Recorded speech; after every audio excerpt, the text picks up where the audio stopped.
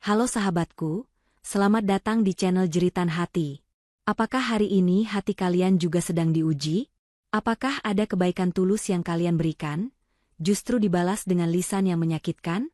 Inilah kisah yang akan membuat kita semua tercenung.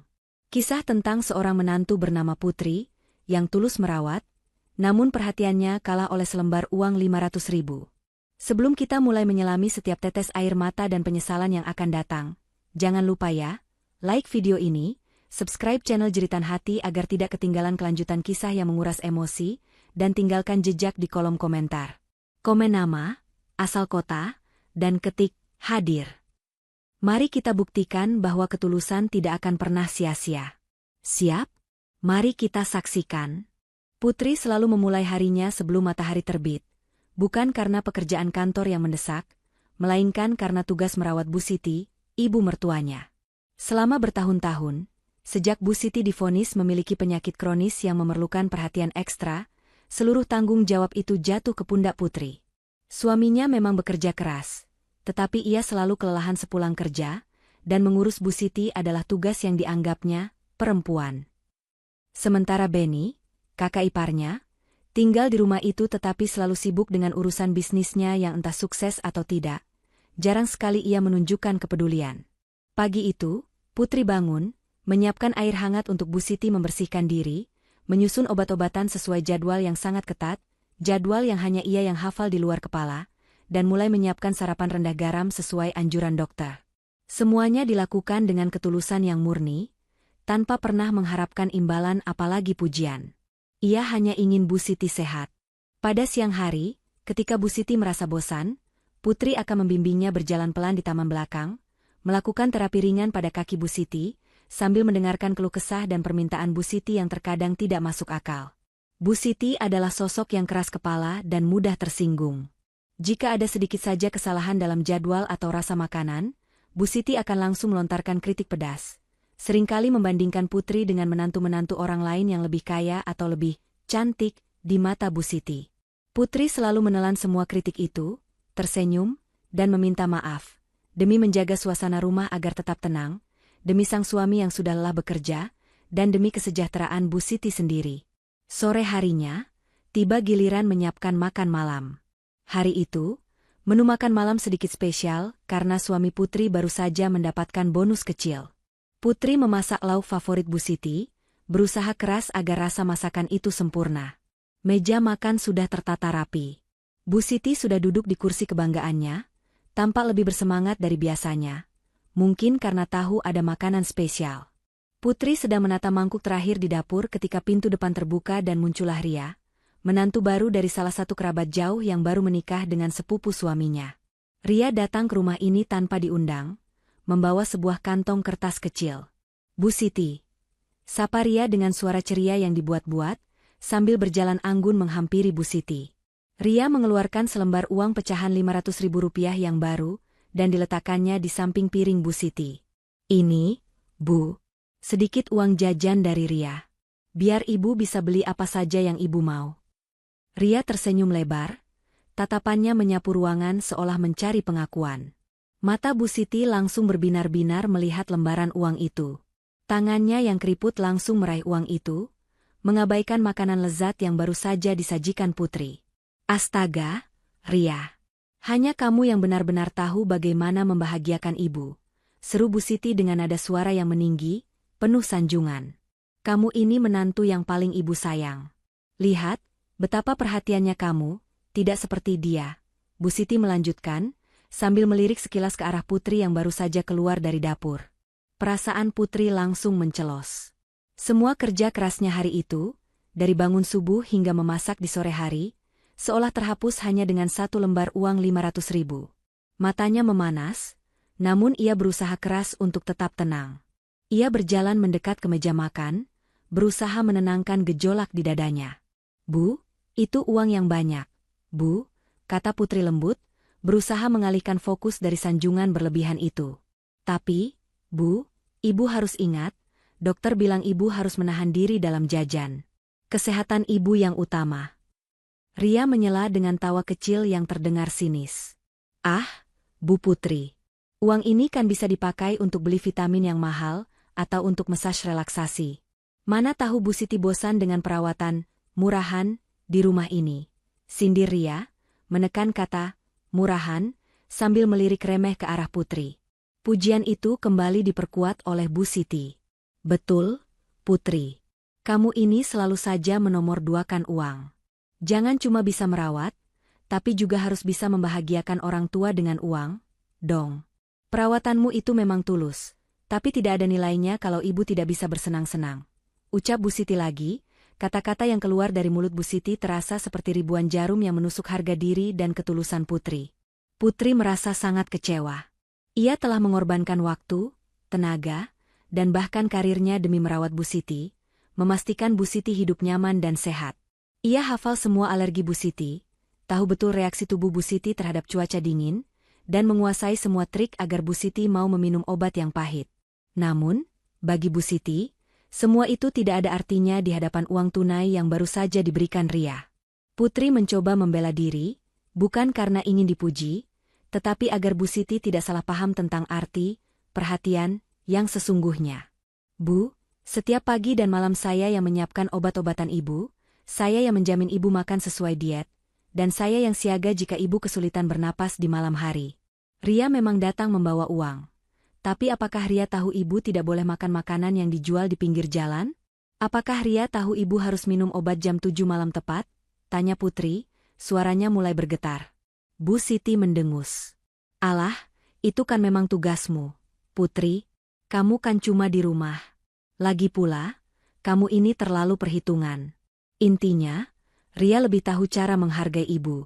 Uang Ria itu nyata, tidak seperti perhatianmu yang cuma di mulut. Bu Siti langsung mengantongi uang 500.000 itu, dan menoleh ke Ria dengan senyum puas. Putri terdiam, menahan air mata agar tidak jatuh di depan Ria dan Bu Siti. Ia merasakan keretakan yang sangat besar dalam hubungannya dengan ibu mertuanya. Ia tidak tahu lagi, apa yang harus ia lakukan agar ketulusannya dihargai. Hatinya menjerit, menyadari bahwa ia telah dianggap tak lebih dari seorang perawat tak berbayar yang mudah dicaci maki. Tiba-tiba, suasana yang sudah panas itu semakin tegang. Pintu depan kembali terbuka, dan Benny, kakak ipar Putri, masuk. Wajah Benny tampak muram dan sedikit marah. Ia bahkan tidak menyapa Bu Siti atau menanggapi kehadiran Ria. Matanya langsung tertuju pada Putri. Putri, pas kali kau ada di sini, seru Benny dengan nada tinggi, sambil melangkah cepat menghampiri meja makan. Benny berdiri tepat di hadapan Putri, tanpa peduli bahwa ada Bu Siti dan Ria di sekitarnya. Wajahnya merah padam, menunjukkan kemarahan yang tidak tertahankan. Tatapan matanya tajam, seolah Putri adalah sumber utama dari semua masalah hidupnya. Putri merasa terkejut, namun ia berusaha menenangkan diri. Sejak awal tinggal di rumah ini, Benny memang sering membuat masalah dan selalu menyalahkan orang lain, terutama Putri, jika ada hal yang tidak berjalan sesuai keinginannya. Ada apa, Benny? Kenapa kamu berteriak-teriak di meja makan? Tanya Putri, berusaha menjaga intonasi suaranya agar tetap datar dan tidak memperkeruh suasana di depan Bu Siti. Benny tertawa sinis, tawa yang menusuk dan penuh penghinaan. Kau masih berani bertanya ada apa? Kau pikir aku tidak tahu kau sudah menunggak pembayaran uang sewa selama 2 bulan ini? Hah? Padahal kau tahu, uang sewa dari rumah ini adalah pemasukan utama kami, termasuk untuk kebutuhan ibu. Bentak Benny, sengaja menggunakan volume suara yang cukup keras agar Bu Siti dan Ria mendengarnya. Putri terbelalak. Tuduhan itu benar-benar tidak berdasar. Sejak awal mereka menikah, ia dan suaminya memang menyewa sebagian dari rumah besar milik Bu Siti, tetapi mereka selalu membayar tepat waktu. Belakangan, uang sewa itu ia gunakan sebagai budget tambahan untuk biaya perawatan Bu Siti yang mendadak melonjak. Dengan persetujuan dari suaminya dan pemahaman diam-diam bahwa Bu Siti adalah prioritas. Ia bahkan tidak pernah menunggak.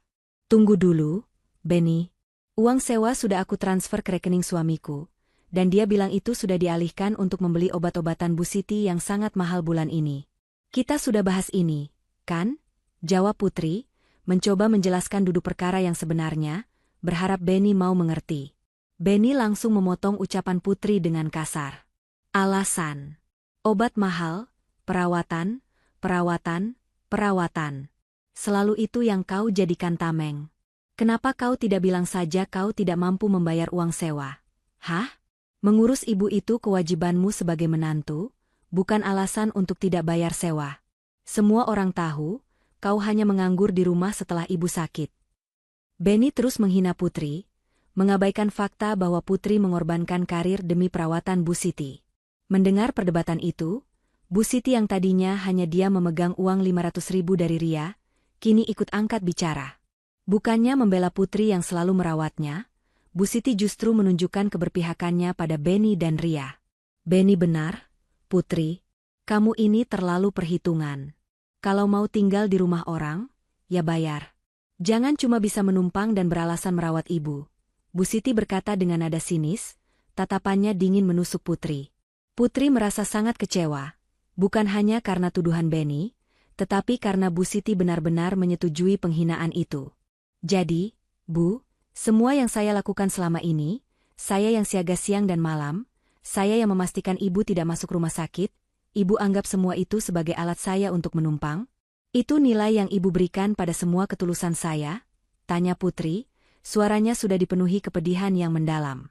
Bu Siti menghela napas panjang, seolah Putri adalah beban yang sangat besar dalam hidupnya. Memang benar. Lihat Ria, dia datang, dia tidak banyak bicara, tapi dia memberikan uang. Uang itu nyata, Putri. Uang bisa menyelesaikan masalah, bukan sekadar pelukan dan masakanmu yang itu-itu saja. Hanya Ria yang perhatian. Hanya Ria yang menghargai ibu. Bu Siti kembali memuji Ria, membuat Ria tersenyum menang di pojok ruangan.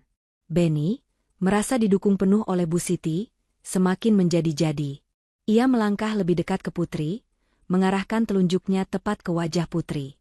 Sudah dengar, kan? Kalau ibu sudah setuju, jangan membantah. Pokoknya, kau punya waktu 1 minggu untuk melunasi semua tunggakanmu, kalau tidak keluar saja dari rumah ini. Kata-kata Benny itu seolah menghantam kepala Putri dengan palu godam. Perintah untuk keluar, yang didukung penuh oleh Bu Siti, adalah batas akhir dari kesabaran dan ketulusan Putri. Rasanya, semua pengorbanan yang ia berikan selama ini dihancurkan dan diludahi di hadapan Ria. Bu Siti mengangguk setuju dengan ucapan Benny.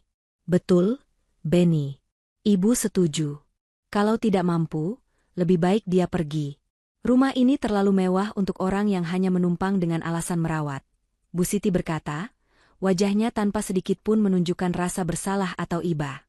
Putri menatap Bu Siti, mencoba mencari sedikit saja penyesalan di mata ibu mertuanya, tetapi yang ia temukan hanyalah kekosongan dan keangkuhan. Air mata Putri akhirnya jatuh, tetapi ia segera menghapusnya. Bukan air mata kesedihan, melainkan air mata kelelahan batin dan keputusan yang sudah bulat. Ia tahu, setelah ini, hidupnya tidak akan sama lagi. Ia menarik napas panjang. Ia menatap Benny dan Bu Siti bergantian dengan sorot mata yang tajam, berbeda dari Putri yang selama ini penurut dan pendiam. Baik, Benny. Baik, Bu. Saya dengar apa yang kalian katakan. Saya akan pergi, dan saya tidak butuh waktu 1 minggu. Kata Putri, suaranya kini tenang, namun dipenuhi kekuatan yang dingin. Saya akan pergi sekarang juga. Mendengar keputusan Putri yang tiba-tiba, Bu Siti dan Benny sedikit terkejut. Tidak menyangka Putri akan langsung menerima tantangan mereka. Mereka mengira Putri akan memohon, menangis, atau setidaknya meminta waktu lebih lama. Tetapi Putri tidak melakukannya.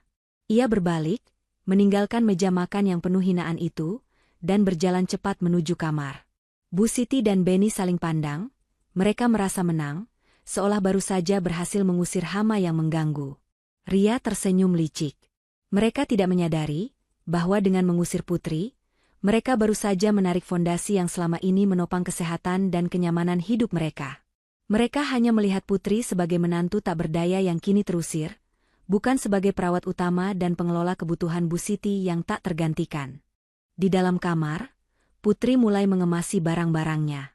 Ia tidak membawa banyak pakaian. Yang penting baginya adalah beberapa berkas pribadi dan, yang paling penting, sebuah map tebal berisi catatan kesehatan Bu Siti.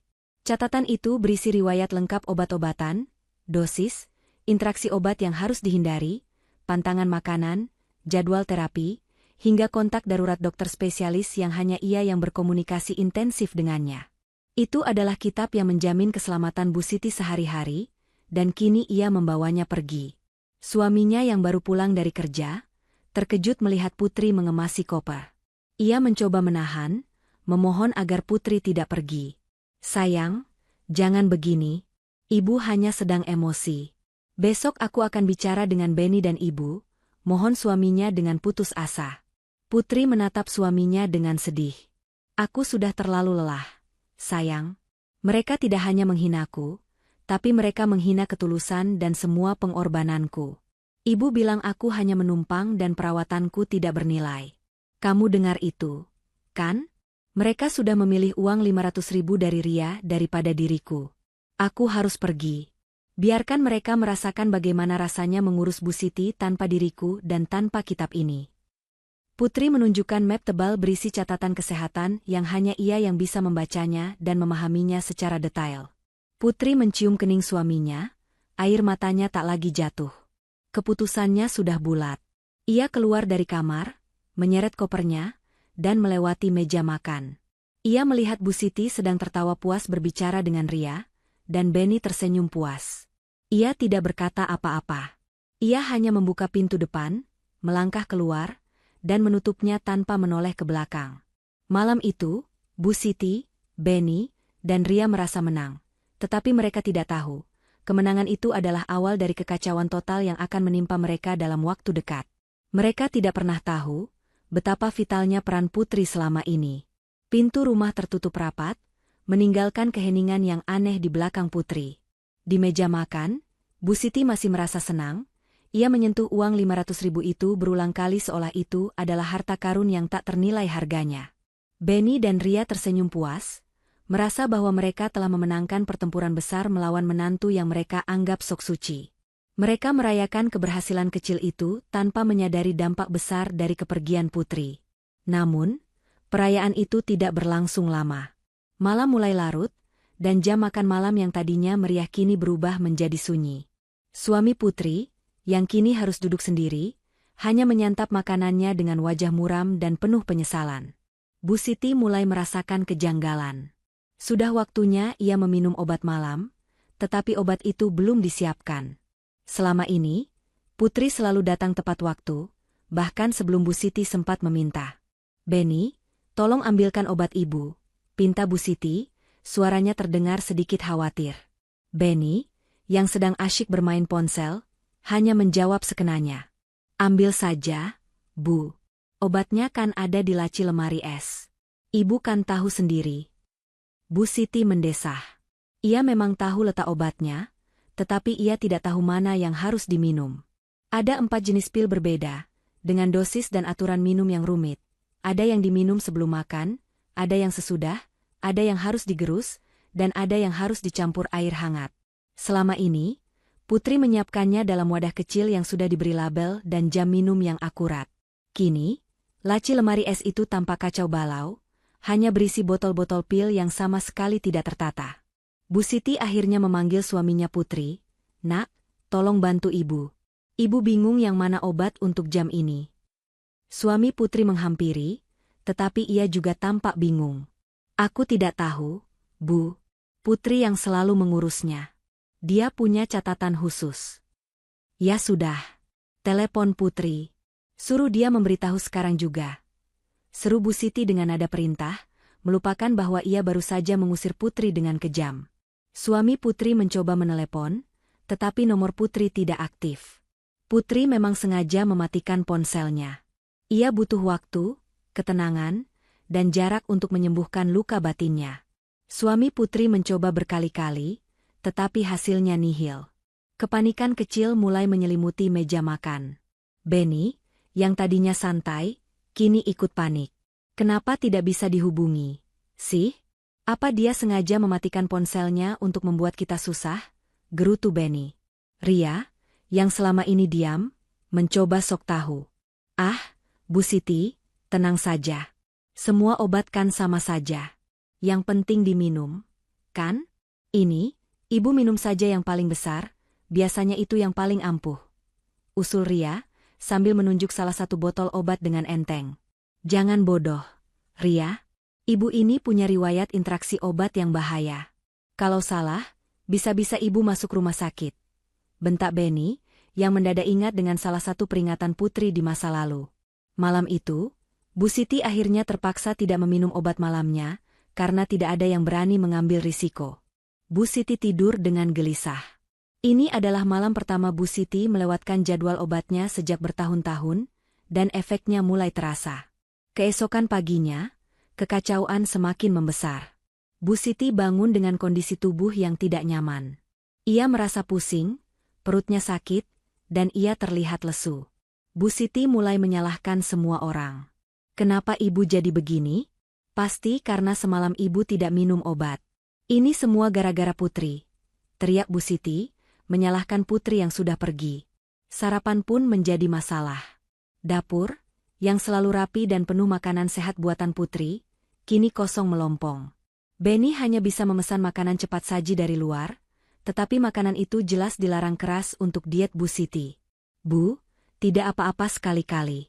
Lagi pula, Putri kan tidak ada, jadi kita makan apa adanya saja, kata Benny, menyajikan makanan cepat saji di hadapan Bu Siti. Bu Siti yang sudah kelaparan dan sedang sakit kepala, akhirnya memakan makanan itu dengan terpaksa. Keputusan itu fatal. 1 jam kemudian, Bu Siti merasakan sakit perut yang luar biasa dan mual. Suami Putri segera panik. Lihat, gara-gara kamu, Benny, ibu jadi sakit, seru suami Putri, menyalahkan adiknya. Benny balik membentak. Kenapa aku? Kenapa kamu tidak bisa siapkan sarapan untuk ibumu sendiri? Hah? Selama ini kan kau hanya mengandalkan Putri. Pertengkaran hebat pun terjadi di antara suami Putri dan Benny, sementara Bu Siti meringis kesakitan di sofa. Mereka mencoba menghubungi Ria, tetapi Ria hanya mengirim pesan singkat. Maaf, aku sedang ada meeting penting. Aku transfer uang 200.000 ya untuk beli obat pereda nyeri. Semoga ibu lekas sembuh. Uang. Lagi-lagi uang. Uang 200.000 yang dikirim Ria sama sekali tidak menyelesaikan masalah inti. Tidak ada yang tahu dosis obat, pantangan Bu Siti, dan langkah penanganan darurat yang benar. Bu Siti semakin kesakitan. Suami Putri akhirnya memutuskan untuk membawa Bu Siti ke dokter umum terdekat. Mereka menghabiskan waktu berjam-jam di klinik. Ketika dokter meminta catatan riwayat penyakit Bu Siti, mereka hanya bisa menatap kosong. Catatan riwayat kesehatan yang detail? Saya tidak punya, Dok. Putri, menantu saya yang menyimpannya, jawab suami Putri dengan nada malu. Dokter menggeleng, tampak tidak puas. Bagaimana bisa Anda tidak menyimpan catatan kesehatan ibu Anda yang memiliki riwayat kronis? Ini sangat penting untuk menentukan penanganan yang tepat dan cepat. Tanpa data akurat, kami harus memulai dari nol. Mendengar teguran keras dari dokter, Benny dan suami Putri baru menyadari betapa cerobohnya mereka. Putri tidak hanya membawa pergi dirinya, tetapi ia membawa fondasi kesehatan Bu Siti. Perawatan detail, yang mereka anggap tidak bernilai dibandingkan uang 500.000, kini menjadi barang paling mahal dan tak tergantikan yang sangat mereka butuhkan. Mereka membawa pulang Bu Siti dengan resep obat baru yang bersifat umum. Bu Siti semakin frustrasi. Rasa sakit fisik bercampur dengan rasa marah dan penyesalan, karena ia mengusir satu-satunya orang yang tahu detail kehidupannya. Malam itu, di rumah yang tadinya mewah dan hangat, kini terasa dingin dan penuh ketegangan. Mereka belum sadar sepenuhnya bahwa kehancuran kesehatan Bu Siti ini hanyalah awal. Putri tiba di rumah kontrakan kecil milik salah satu sahabat lamanya. Ia disambut hangat, tetapi keheningan yang mengikutinya jauh lebih menenangkan daripada hiruk-pikuk penuh caci maki di rumah Bu Siti. Malam pertama tanpa beban merawat Bu Siti terasa aneh, hampir seperti liburan yang tak pernah ia minta. Ia meletakkan kopernya dan yang pertama kali ia amankan adalah map tebal berwarna biru, catatan kesehatan Bu Siti. Itu adalah satu-satunya barang yang mengikatnya dengan masa lalu, dan kini, benda itu menjadi semacam senjata diam yang menegaskan posisinya. Meskipun hatinya sakit karena dikhianati dan diusir, pikiran Putri terasa jernih. Selama ini, ia hidup dalam bayang-bayang Bu Siti dan Benny, menganggap perannya sebagai perawat adalah satu-satunya nilai dirinya. Kini, sendirian, ia menyadari bahwa ia telah meremehkan dirinya sendiri. Ketulusan yang ia berikan tidak seharusnya diukur dengan uang tunai atau sanjungan. Keesokan harinya, setelah Bu Siti dan Benny mulai merasakan kekacauan tanpa dirinya, Putri mulai membuat keputusan tegas. Langkah pertamanya adalah mengaktifkan kembali ponselnya, tetapi bukan untuk menerima panggilan, melainkan untuk mengirimkan pesan singkat kepada suaminya. Pesannya singkat dan formal, "Aku butuh waktu sendiri. Jangan hubungi aku kecuali Bu Siti berada dalam keadaan kritis dan kamu sudah menyerah. Dan tolong, urus masalah sewa rumah dengan Benny secara profesional. Aku sudah tidak tinggal di sana." Putri tidak membalas pesan panik dari suaminya yang memohon ia kembali. Ia tahu, jika ia kembali sekarang, ia hanya akan dianggap lemah dan semua pengorbanannya akan kembali dinilai murah. Ia harus berdiri tegak, membiarkan Bu Siti dan Benny merasakan konsekuensi langsung dari ucapan mereka yang kejam. Setelah mengirim pesan itu, Putri fokus pada dirinya sendiri. Ia mengunjungi kantor lamanya, tempat ia dulu bekerja sebagai manajer proyek sebelum harus mengundurkan diri untuk merawat Bu Siti. Rekan-rekan kerjanya menyambutnya dengan antusias. Mereka selalu tahu bahwa Putri adalah sosok yang cerdas dan sangat profesional, dan mereka menyesal kehilangannya. "Putri, kami selalu ada posisi untukmu, kapanpun kamu siap," ujar mantan atasannya, Pak Hari, dengan nada tulus. "Kami tahu betapa berharganya dirimu, tidak ada yang bisa menggantikan mindset dan ketepatan kerjamu." Kata-kata Pak Hari itu, yang memuji nilai dirinya yang sesungguhnya, bukan sebagai perawat tak berbayar, melainkan sebagai profesional, adalah balm bagi luka hatinya. Ia setuju untuk mengambil beberapa proyek freelance yang bisa ia kerjakan dari rumah. Ini bukan hanya soal mendapatkan penghasilan, tetapi soal mengembalikan harga diri yang sudah diinjak-injak oleh Bu Siti dan Benny. Ia ingin membuktikan bahwa ia mampu menghasilkan uang jauh lebih banyak daripada uang 500.000 yang mereka agung-agungkan. Sementara Putri membangun kembali kehidupannya dengan tenang, di rumah Bu Siti, suasana semakin mencekam. Suami Putri membaca pesan dari Putri dengan perasaan campur aduk. Ia marah, sedih, sekaligus menyalahkan dirinya sendiri karena tidak mampu membela istrinya. Ia mencoba menenangkan Bu Siti yang kondisinya semakin tidak stabil. Dampak dari kelalaian obat semalam dan diet yang tidak terjaga mulai terlihat jelas. Bu Siti mengalami kesulitan tidur, tekanan darahnya mulai tidak menentu, dan ia menjadi sangat sensitif. Ia sering berteriak-teriak memanggil Putri, bukan karena rindu, tetapi karena ia membutuhkan orang yang tahu persis apa yang harus dilakukan. "Kenapa ibu begini, Benny? Kenapa ibu jadi sakit begini?" Bu Siti merengek pada Benny, yang kini harus mengurusnya. Benny, yang biasanya hanya sibuk dengan bisnisnya, kini terpaksa berhadapan langsung dengan kenyataan pahit merawat Bu Siti. Ia tidak tahu bagaimana cara mengganti popok dewasa Bu Siti dengan benar, ia tidak sabar saat Bu Siti merengek, dan ia selalu membuat Bu Siti salah minum obat karena ia asal tebak. Perawatan fisik Bu Siti terasa sangat menjijikan dan membebani baginya. "Ya mana aku tahu, Bu, dulu kan Putri yang mengurus semua ini. Ini semua salah Putri yang kabur saat kita butuh dia." Benny kembali menyalahkan Putri. Suami Putri yang mendengar itu langsung membentak Benny. "Jangan salahkan Putri. Justru kamu yang mengusirnya. Kamu yang bilang dia menumpang dan tidak mampu membayar sewa. Sekarang rasakan betapa berharganya tumpangan itu bagi kesehatan ibu." Pertengkaran itu semakin memperburuk kondisi Bu Siti yang sudah sakit. Ia tersiksa secara fisik dan mental. Ia mulai membandingkan Ria dengan Putri. Ria memang datang sesekali membawa makanan enak, yang justru dilarang oleh dokter, atau uang tunai, tetapi Ria selalu pergi secepat kilat setelah pamer. Ria tidak pernah tinggal lama, apalagi mau menyentuh Bu Siti untuk membantu membersihkan diri. Ria memang memberi uang, tapi dia tidak memberi ibu ketenangan. Gumam Bu Siti pada dirinya sendiri, sebuah pengakuan awal dari penyesalan yang akan datang. Ia mulai merindukan sentuhan sabar Putri, yang tidak pernah jijik, yang selalu menyiapkan segala sesuatu dengan ketenangan hati. Ia merindukan keheningan yang dibawa oleh Putri, bukan kekacauan dan teriakan yang kini dibawa oleh Benny. Di sisi lain, Putri semakin tenang. Ia sudah mendaftarkan dirinya ke sebuah sekolah singkat untuk upgrade skill di bidang manajemen digital, memanfaatkan uang tabungan yang ia sisihkan diam-diam selama bertahun-tahun. Ia tahu, ia harus benar-benar mandiri. Ia menyadari bahwa pintu yang ditutup oleh Bu Siti dan Benny adalah pintu menuju kebebasan sejati, bukan sebuah kehancuran. Keputusannya untuk pergi adalah keputusan terbaik, bukan hanya untuk dirinya, tetapi juga untuk memberikan pelajaran paling berharga kepada keluarga mertuanya. Ia menyimpan map biru berisi catatan kesehatan itu di tempat yang aman. Ia tahu, cepat atau lambat, mereka akan mencarinya. Tetapi kali ini, mereka harus datang dengan kepala tertunduk, bukan dengan perintah dan hinaan. Putri telah meletakkan batas yang jelas. Kepergiannya adalah awal dari keadilan sejati, yang akan datang bukan dalam bentuk balas dendam, tetapi dalam bentuk realisasi dan penyesalan yang mendalam. Setelah kepergian Putri, Bu Siti, Benny, dan bahkan suami Putri, sempat berharap bahwa Ria akan melangkah maju dan membuktikan janji, perhatian, yang dibanggakan Bu Siti. Bu Siti selalu memuji bahwa uang 500.000 Ria adalah bukti perhatian yang lebih unggul. 2 minggu pertama setelah Putri pergi, memang terasa seperti bulan madu palsu bagi Bu Siti.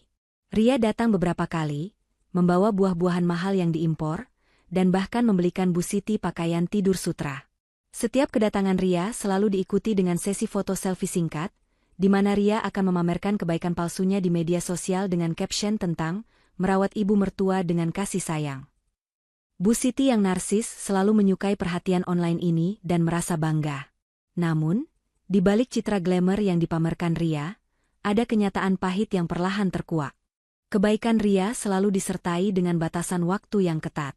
Ia hanya akan datang maksimal 1 jam. Begitu jamnya habis, Ria akan langsung pamit dengan alasan sibuk dengan event sosial atau urusan bisnisnya. Ia tidak pernah menawarkan bantuan untuk membersihkan kamar Bu Siti, mengganti kebutuhan pribadinya, atau membantu menyiapkan obat. Puncaknya terjadi ketika Bu Siti kembali mengeluh sakit perut akibat dietnya yang tidak terkontrol. Ria, yang kebetulan sedang berada di sana, melihat Bu Siti meringis di sofa. "Aduh, Bu Siti, ibu kenapa lagi? Kok sakit terus? Sih? Ibu pasti kurang minum jamu atau vitamin C," ujar Ria dengan nada khawatir yang dibuat-buat, sambil menjaga jarak agar pakaiannya yang mahal tidak tersentuh. Bu Siti yang kesakitan meminta, "Ria, tolong ibu. Ambilkan obat di lemari es." Ria berjalan ke lemari es dengan enggan. Ia kembali melihat tumpukan botol obat yang kacau balau. Ia meraih 1 botol obat pereda nyeri yang ia beli 2 hari lalu. "Ini, Bu. Diminum 2 butir ya, biar cepat hilang sakitnya." Suami Putri yang kebetulan masuk ruangan, langsung terkejut. "Ria, jangan. Ibu tidak boleh minum obat itu bersamaan dengan obat darah tinggi yang dia minum tadi pagi. Itu bisa berinteraksi," seru suami Putri panik. Ria langsung menatap kesal. "Astaga, ribet sekali sih. Obatnya banyak sekali. Kenapa tidak Putri saja yang mengurus? Memangnya dia kemana? Dasar menantu tidak tahu diuntung, pergi saat ibu sakit." Ria, tanpa sadar, kembali menyalahkan Putri, meskipun ia sendiri tidak mau mengambil tanggung jawab itu. Suami Putri menahan amarahnya. "Putri pergi karena kalian mengusirnya.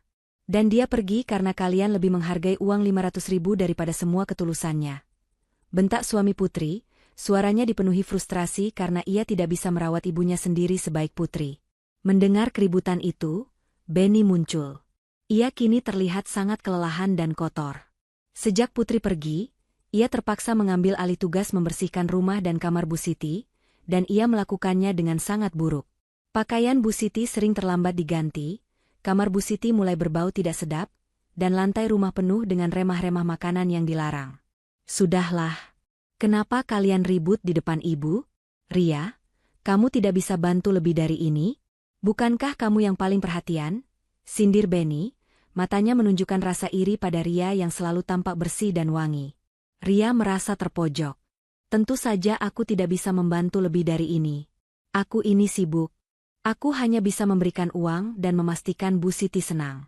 Urusan membersihkan, mengurus kotoran, dan obat-obatan yang ribet itu bukan levelku. Aku sudah memberikan 500.000, itu lebih dari cukup untuk membayar perawat." Ria membalas dengan ketus, tanpa menyadari betapa kejam dan jujurnya ucapan itu.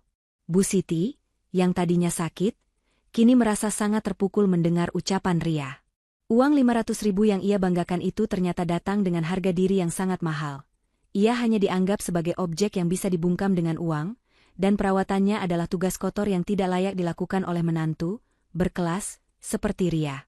Ria, setelah melontarkan kalimat itu, segera mengambil tas mahalnya dan berjalan cepat ke pintu. Aku harus pergi, ada urusan mendesak. Titip Bu Siti ya. Pamit Ria, tanpa menoleh, meninggalkan Bu Siti yang kini menangis bukan lagi karena sakit fisik, tetapi karena kecewa yang mendalam pada menantu yang ia agungkan. Suami Putri dan Benny menatap kepergian Ria dengan marah bercampur penyesalan. Mereka menyadari, perhatian Ria hanyalah sebatas transaksi. Ria hanya datang untuk pamer, memberi uang sebagai pemuas egonya, dan kabur sebelum sempat melakukan pekerjaan yang sesungguhnya. Mereka baru menyadari, sentuhan tangan Putri, yang membersihkan tanpa jijik, yang merawat tanpa pamrih, adalah harta yang jauh lebih berharga daripada semua uang tunai di dunia. Kondisi Bu Siti semakin memburuk drastis malam itu. Ia mulai merasakan demam, kesulitan bernapas, dan tekanan darahnya melonjak tinggi. Kekacauan dalam administrasi obat, diet yang berantakan, dan kebersihan yang menurun drastis dalam 2 minggu terakhir akhirnya mencapai puncaknya.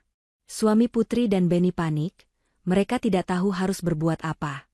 Mereka mencoba mencari catatan medis Bu Siti, tetapi catatan itu sudah dibawa pergi oleh Putri. Mereka baru menyadari, Bu Siti tidak hanya membutuhkan obat, ia membutuhkan sistem perawatan yang hanya dimiliki oleh Putri.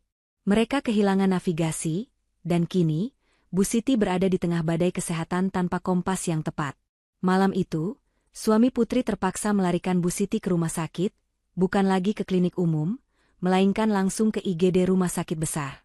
Suara sirene ambulans memecah keheningan malam saat Bu Siti dilarikan ke rumah sakit. Suami Putri duduk di kursi depan, wajahnya tegang oleh rasa takut dan rasa bersalah yang mendalam. Benny menyusul dengan mobil di belakang, pikirannya berkecamuk antara kekhawatiran dan kejengkelan, karena harus mengurus hal yang ia anggap remeh ini. Di instalasi gawat darurat, IGD, suasana sangat ramai dan menuntut kecepatan. Bu Siti langsung ditangani oleh perawat dan dokter jaga.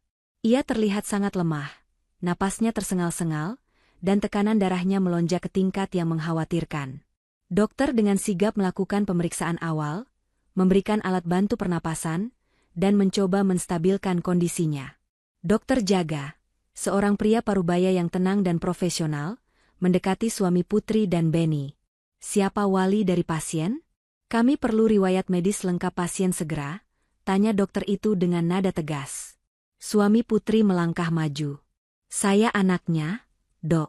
Ada apa dengan ibu? Kondisi ibu kritis. Beliau mengalami krisis hipertensi dan ada indikasi komplikasi di organ dalam akibat ketidakseimbangan elektrolit dan obat-obatan. Kami harus tahu riwayat obat beliau, dosis, dan penyakit kronis yang diderita. Apakah Anda membawa catatan medis beliau? Tanya dokter itu lagi, menekankan kata catatan medis. Pertanyaan itu seketika membuat wajah suami Putri dan Benny pucat pasi. Mereka saling pandang dengan tatapan kosong. Mereka teringat, map biru tebal berisi kitab perawatan Bu Siti itu kini ada di tangan Putri, menantu yang mereka usir dengan hinaan. Kami tidak membawanya, Dok, jawab suami Putri terbata-bata, rasa malu memenuhi dirinya. Biasanya, menantu saya yang mengurus semua detail itu, dan dia sedang tidak ada. Dokter itu mengerutkan dahi, ekspresi kekecewaan terlihat jelas.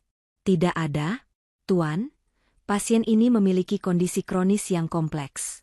Tanpa riwayat obat yang akurat, kami tidak bisa memberikan penanganan maksimal. Jika ada interaksi obat berbahaya yang terjadi di rumah, kami tidak tahu bagaimana cara menetralisirnya. Apakah Anda tahu minimal jenis obat yang rutin beliau minum? Benny yang tadinya bersikap sok tenang, kini ikut panik. Ia mencoba mengingat-ingat, tetapi yang ia ingat hanyalah tumpukan botol pil yang tidak teratur di lemari es.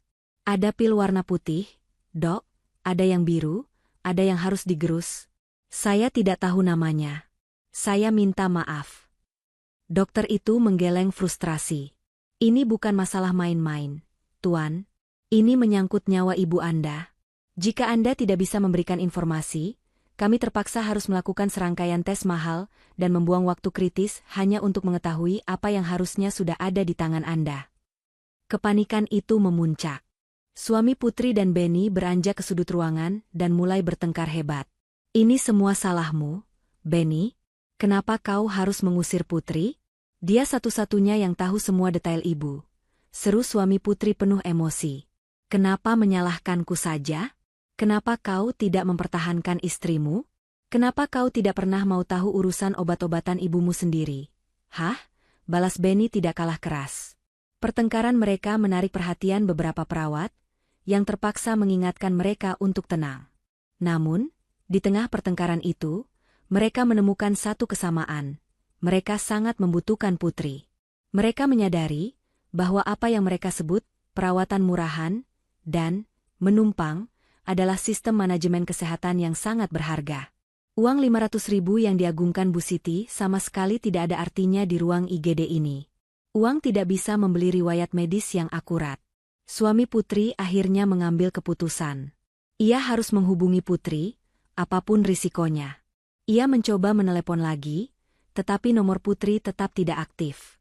Ia kemudian mencoba mengirim pesan panjang, memohon. Putri, aku mohon. Bu Siti kritis di rumah sakit. Dokter butuh catatan kesehatan itu sekarang juga. Aku tahu kamu marah, aku tahu kami salah. Tapi ini nyawa ibu.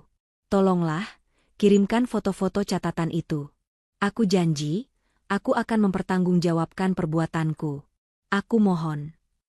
Di sisi lain kota, Putri baru saja menyelesaikan sesi meeting online pertamanya dengan klien barunya. Ia meraih ponselnya yang baru ia aktifkan kembali beberapa menit lalu, dan melihat rentetan panggilan tak terjawab dan pesan dari suaminya. Ia membaca pesan itu dengan tenang, tanpa ada rasa puas yang berlebihan. Ia tahu, momen ini pasti akan datang.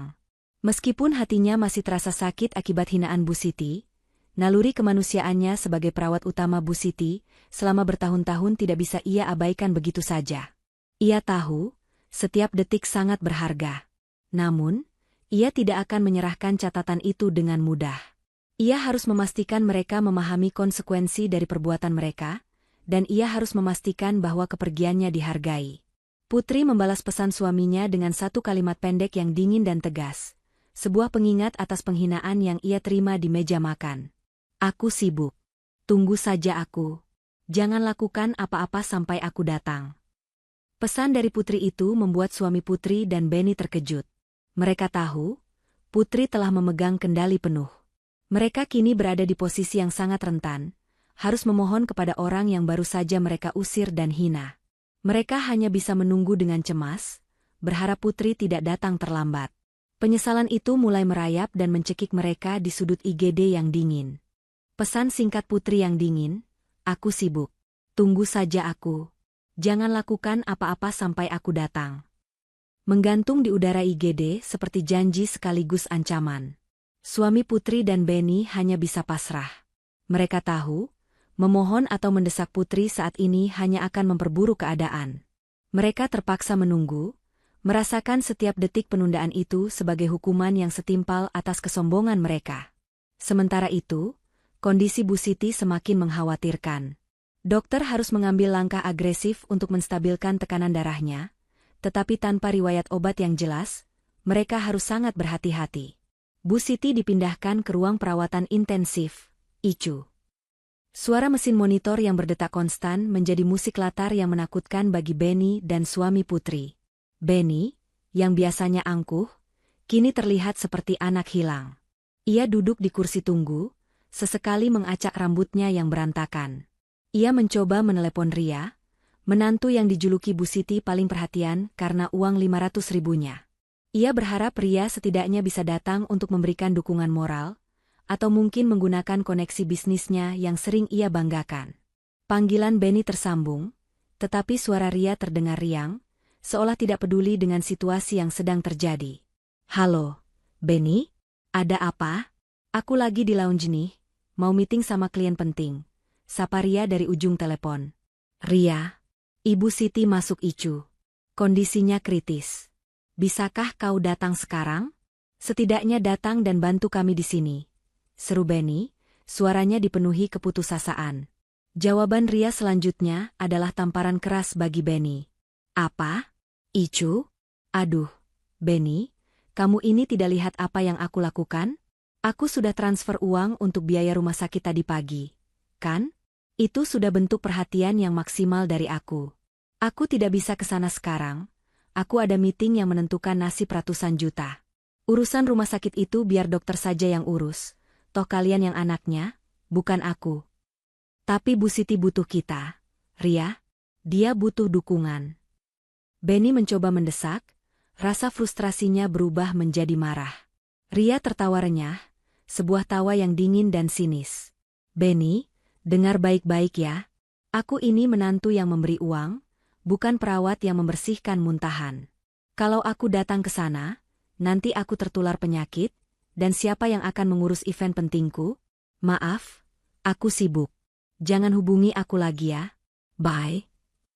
Ria langsung menutup telepon. Benny menatap ponselnya, tangannya gemetar.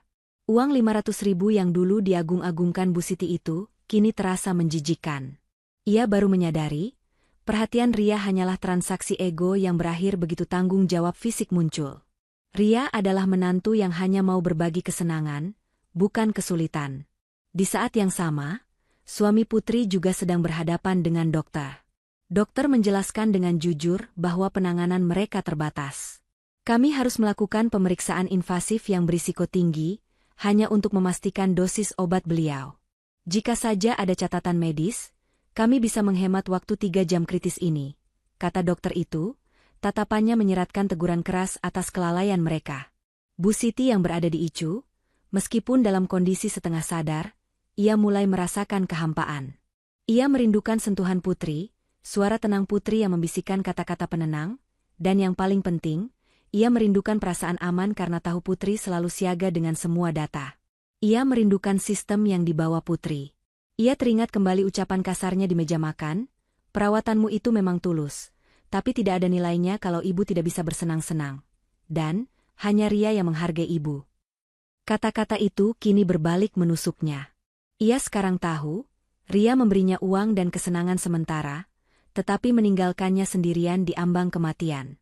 Sementara Putri, meskipun diusir, adalah satu-satunya harapan terakhirnya. Penyesalan itu mulai membakar Bu Siti dari dalam. Benny, yang sudah benar-benar menyerah, mendekati suami Putri. Wajahnya lesu, semua kesombongannya hilang ditelan kepanikan. "Kita harus mencari Putri. Kita harus memohon padanya. Uang 500.000 itu tidak ada artinya. Kak, ibu kita butuh nyawanya. Kita salah. Kita terlalu buta oleh uang Ria," aku Benny dengan suara bergetar. Suami Putri mengangguk pelan. Ia sudah lama menyadari hal itu. Putri sudah membalas pesanku. Dia bilang dia akan datang. Sekarang kita hanya bisa menunggu. Dan saat dia datang, kita harus berlutut.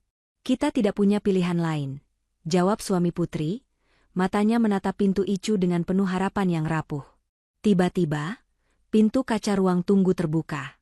Putri masuk. Ia datang dengan penampilan yang tenang, pakaiannya rapi dan profesional, jauh berbeda dari bayangan Bu Siti dan Benny tentang dirinya yang hanya seorang ibu rumah tangga. Di tangannya, ia memegang map biru tebal itu. Kehadirannya di ruang IGD yang penuh ketegangan itu, terasa seperti angin sejuk yang membawa ketenangan sekaligus teror.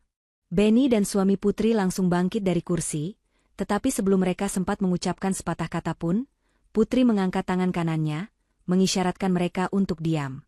"Jangan bicara apa-apa dulu," kata Putri, suaranya rendah dan terkontrol, penuh otoritas yang tak terbantahkan.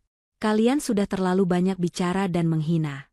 Sekarang, biarkan aku yang mengambil alih. Nyawa Bu Siti lebih penting daripada harga diri kalian yang sudah hancur." Kehadiran Putri di ruang tunggu ICU yang dingin itu, adalah titik balik yang memalukan sekaligus melegakan bagi Benny dan suami Putri. Mereka berdiri membeku, tak mampu berucap. Perintah Putri agar mereka diam terasa mutlak. Mereka menyaksikan Putri berjalan lurus ke meja perawat, dan meminta untuk bertemu dengan dokter yang menangani Bu Siti. Dokter jaga yang sempat marah pada suami Putri dan Benny, kini terlihat lega saat melihat Putri datang membawa map biru tebal itu. Putri tidak banyak basa-basi. Ia langsung membuka map tersebut, menampilkan susunan data dan grafik yang rapi. Ia berbicara dengan bahasa medis yang lugas dan tepat, menjelaskan riwayat Bu Siti seolah ia adalah asisten dokter pribadi. "Dokter, ini riwayat obat-obatan Bu Siti selama 2 tahun terakhir. 2 minggu terakhir ini, ia melewatkan dosis rutinnya dan mengonsumsi makanan yang sangat dilarang, sehingga menyebabkan krisis hipertensi dan komplikasi. Tolong perhatikan halaman 8, ini adalah daftar interaksi obat yang harus dihindari. Dan ini, di halaman 15, adalah grafik tekanan darah Bu Siti yang normalnya stabil jika patuh pada diet ketat," jelas Putri dengan tenang dan profesional. Dokter itu terkesima. Ia melihat data yang disajikan Putri jauh lebih lengkap dan detail daripada yang biasa ia terima dari catatan medis rumah sakit manapun. Informasi ini menghemat waktu kritis yang sangat dibutuhkan. Dokter segera berterima kasih kepada Putri dan kembali fokus pada penanganan Bu Siti. Tanpa Putri, mereka mungkin harus mengambil langkah diagnostik yang lebih lambat dan berisiko tinggi. Putri kemudian berbalik dan menatap Benny serta suaminya. Tatapannya kini bukan lagi tatapan marah, melainkan tatapan yang dipenuhi kekecewaan dan superioritas moral. "Kalian lihat?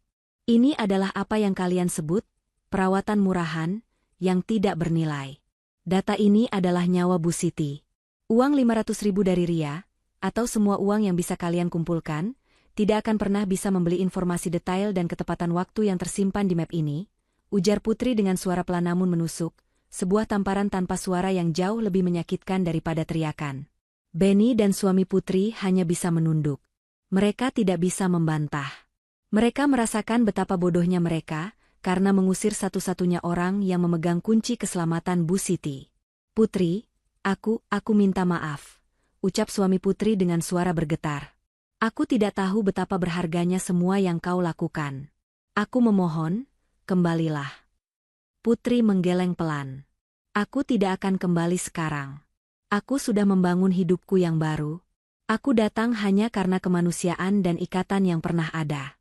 Aku tidak akan membiarkan Bu Siti meninggal karena keangkuhan kalian." Benny, yang selalu berusaha bersikap keras, kini benar-benar hancur. Ia mendekati Putri, bahunya merosot. "Putri, aku yang paling banyak menghinamu. Aku yang berteriak menyuruhmu keluar. Aku akui, aku salah besar.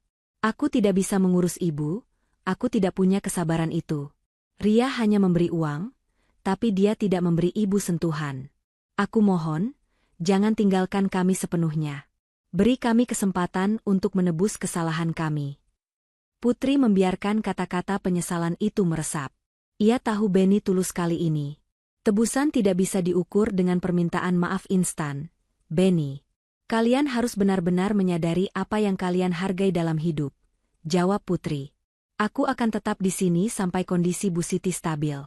Tetapi setelah itu, aturannya berubah."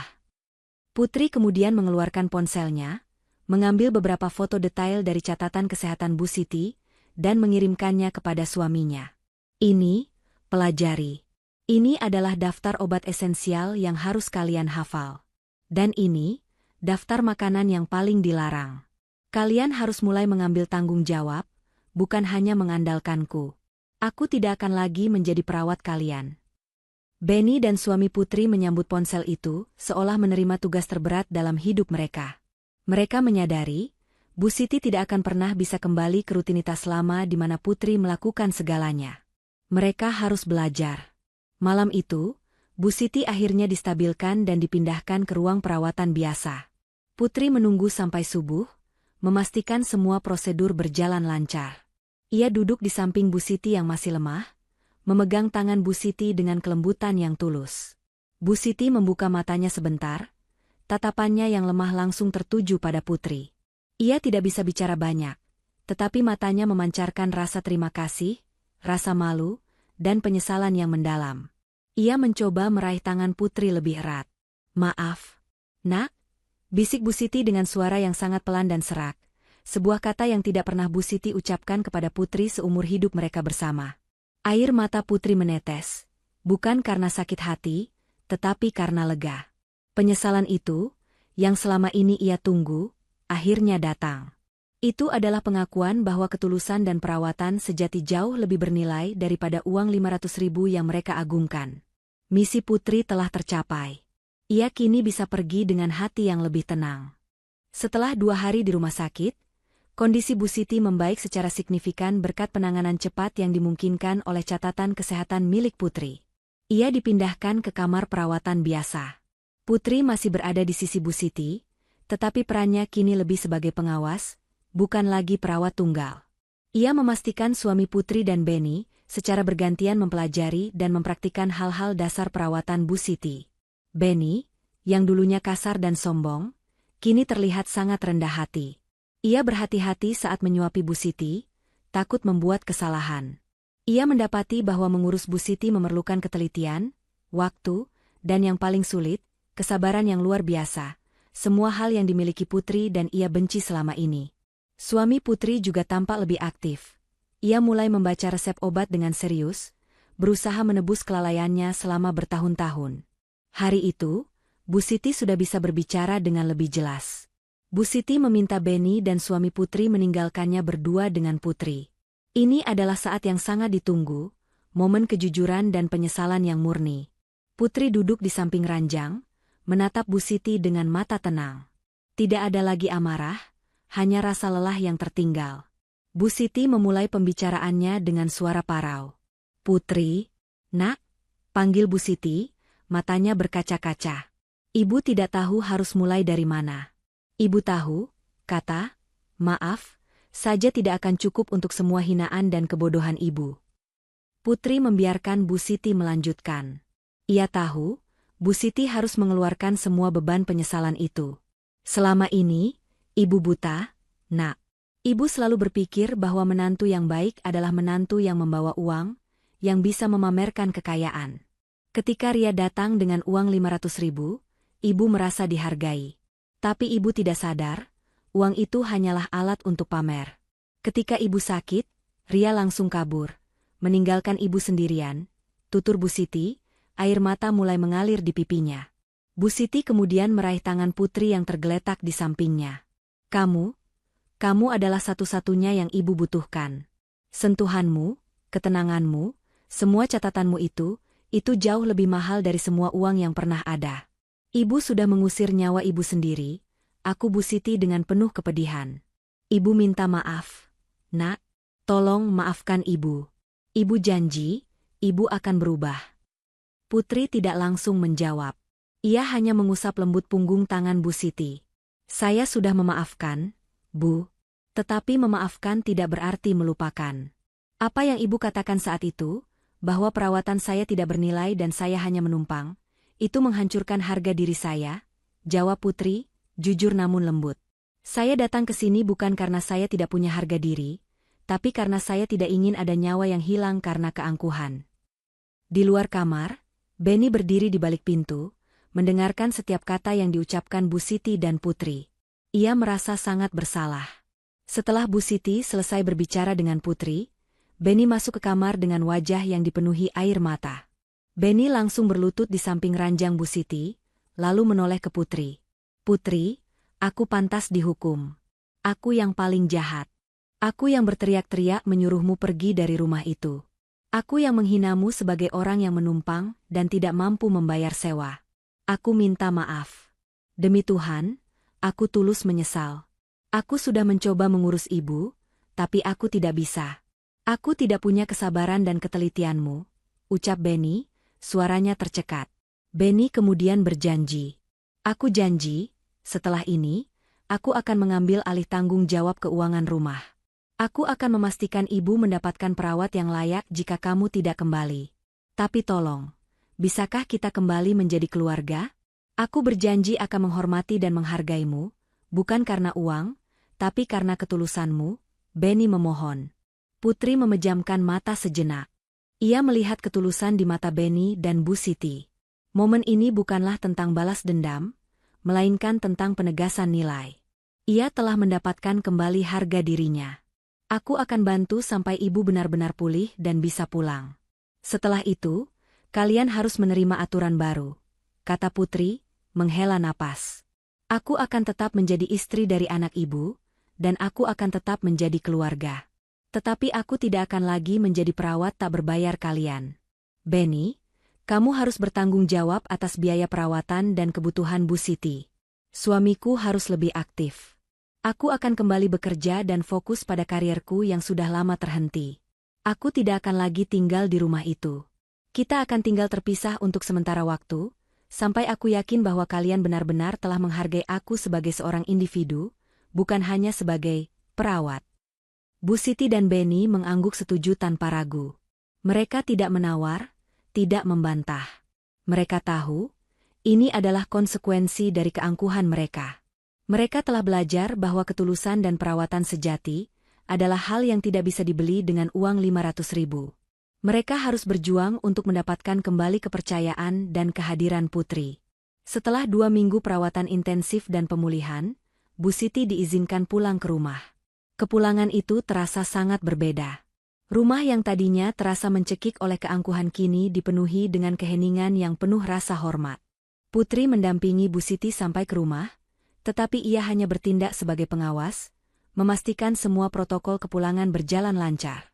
Sesuai janjinya, Putri tidak lagi tinggal di rumah itu. Ia dan suaminya telah pindah ke rumah kontrakan kecil milik Putri. Benny dan suami Putri kini harus benar-benar mengambil alih semua tanggung jawab.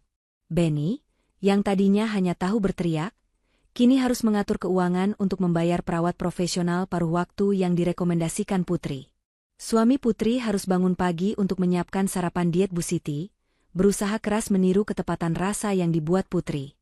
Bu Siti menyaksikan semua perubahan itu dari ranjangnya. Ia melihat Benny yang kesal saat harus membersihkan kamar, dan suaminya Putri yang panik saat lupa dosis obat. Mereka memang melakukannya, tetapi dengan wajah tertekan dan ketidaksabaran yang jelas. Hal ini membuat Bu Siti semakin merindukan kehadiran Putri yang selalu membawa ketenangan dan sentuhan tulus tanpa pamrih. Suatu sore, Bu Siti memanggil Benny. "Benny, kenapa ibu tidak melihat Ria lagi?" tanyanya, suaranya lemah. Benny mendengus. "Ria? Dia sudah menghilang, Bu. Setelah tahu ibu butuh biaya perawatan dan bukan uang jajan, dia tidak pernah mengangkat teleponku lagi. Terakhir kali aku dengar, dia sibuk mengurus dirinya sendiri," jawab Benny, nada suaranya penuh kekecewaan. Bu Siti terdiam.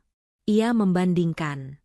Ria, si pembawa uang 500.000, kabur saat kesulitan datang. Putri, si menantu yang diusir, datang kembali untuk menyelamatkan nyawanya tanpa meminta imbalan. Realisasi itu menghantam Bu Siti berkali-kali setiap hari. Uang bisa datang dan pergi, tetapi ketulusan hati tidak bisa dibeli. Beberapa hari kemudian, Putri datang mengunjungi Bu Siti. Ia datang tidak dengan wajah sedih, tetapi dengan wajah yang berseri-seri dan penuh energi positif. Ia baru saja menandatangani kontrak kerja penuh waktu di perusahaan lamanya. Ia telah menemukan kembali nilai dirinya sebagai seorang profesional yang dihormati. Putri duduk di samping Bu Siti. Bu Siti langsung meraih tangan Putri. "Putri, kamu terlihat bahagia." "Ibu senang," kata Bu Siti tulus, tanpa ada nada iri sedikitpun. "Ibu mengerti sekarang. Ibu salah karena mengukurmu dengan uang. Ibu tidak pernah melihat betapa berharganya dirimu sebagai individu yang cerdas, dan betapa tulusnya sentuhan tanganmu." Putri membalas genggaman tangan Bu Siti. "Terima kasih, Bu. Saya tahu ibu tulus. Dan saya ingin ibu tahu, saya tidak pernah membenci ibu. Saya hanya lelah merasa tidak dihargai," ujar Putri, matanya mulai berkaca-kaca. Bu Siti menggeleng. "Jangan pernah tinggalkan kami sepenuhnya, Nak. Ibu berjanji, mulai sekarang, rumah ini akan menghargai ketulusanmu. Bukan uang. Ibu akan memastikan Benny dan suamimu menghormatimu. Dan ibu akan menghormati setiap keputusanmu untuk kembali bekerja," ucap Bu Siti. Putri tersenyum. Itu adalah pengakuan yang ia butuhkan. Pengakuan bahwa ia tidak lagi dilihat sebagai perawat, tetapi sebagai bagian penting dari keluarga yang nilainya tak terhingga. Putri kemudian menjelaskan rencana barunya. Ia akan membagi waktu, sesekali akan tetap mengontrol perawatan Bu Siti, dan ia akan mengajari Benny serta suaminya cara membuat catatan kesehatan digital yang mudah dipahami. Ia akan tetap ada, tetapi sebagai keluarga yang setara, bukan lagi pelayan. Benny dan suami Putri masuk ke kamar dan menyaksikan momen haru itu. Mereka kini tahu tempat mereka. Benny berjanji akan menjadi penopang finansial yang bertanggung jawab, Sementara suami Putri berjanji akan menjadi suami yang lebih suportif dan anak yang lebih siaga. Malam itu, Putri pamit pulang ke rumahnya yang baru. Ia meninggalkan rumah Bu Siti dengan langkah ringan dan hati yang damai. Ia tahu, ia telah memenangkan pertempuran terbesar dalam hidupnya. Bukan dengan membalas kejahatan, tetapi dengan membuktikan nilai sejati dari ketulusan. Bu Siti memandang kepergian Putri, air matanya menetes. Kali ini bukan air mata sakit atau keputusasaan, melainkan air mata penyesalan yang mendalam bercampur dengan rasa syukur. Ia akhirnya menyadari bahwa perawatan tulus yang ia anggap murah dan sentuhan tangan yang sabar adalah obat terbaik dan paling mahal di dunia ini. Uang 500.000 itu sudah lama terlupakan, karena ia tahu, kasih sayang sejati tidak pernah memiliki harga. Pesan moral dari kisah ini. Pesan moral dari kisah ini adalah, nilailah ketulusan, bukan nilai uang. Uang tunai yang besar bisa datang dan pergi, dan seringkali hanya datang dari orang yang ingin terlihat baik, pencitraan. Sementara itu, ketulusan, kesabaran, dan pengorbanan yang diberikan tanpa pamrih adalah investasi emosional yang tak ternilai harganya. Jangan pernah mengusir atau meremehkan orang yang tulus di sisimu, karena saat kesulitan datang, orang yang tulus itulah satu-satunya fondasi yang akan menopang hidupmu.